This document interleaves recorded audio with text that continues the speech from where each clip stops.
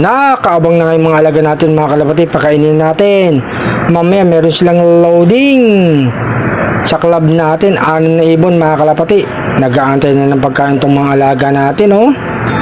Mga gutom na. Ibaba ko na nga itong pagkain, minakapatong na si Padrino, oh. Laging naunap talaga pagdating sa kainan. Ayan yung mga alaga natin mga kalapatid. Mga ganado kumain. Bukas nga, hindi tayo makakapagabang ng ibon. Si Kalapati na bahala dyan.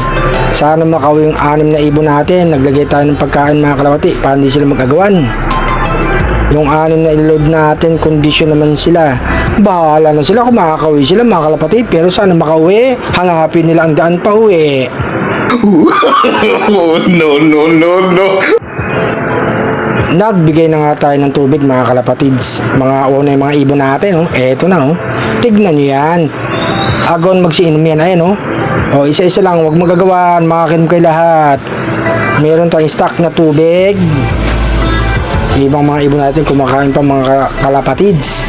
Unang training nga nila ng South mga kalapatids. Sana sa unang training makauwi mga alaga natin. At makatapos sila ng training, umabot sila ng derby.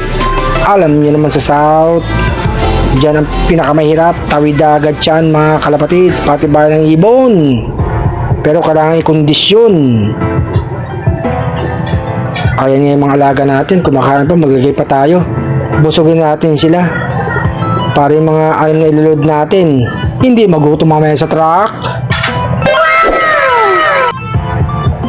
Eto, lagyan ko si Padrino.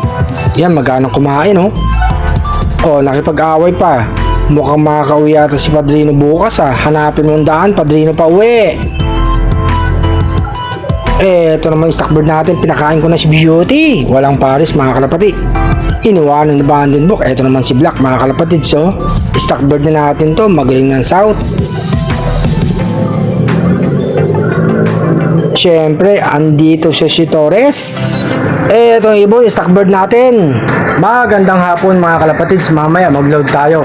6 na ibon, unang training ng South. Ang bitaw yata San Pedro Laguna. Sana makawin ang 6 na ibon natin bukas. Happy flying mga kalapatids.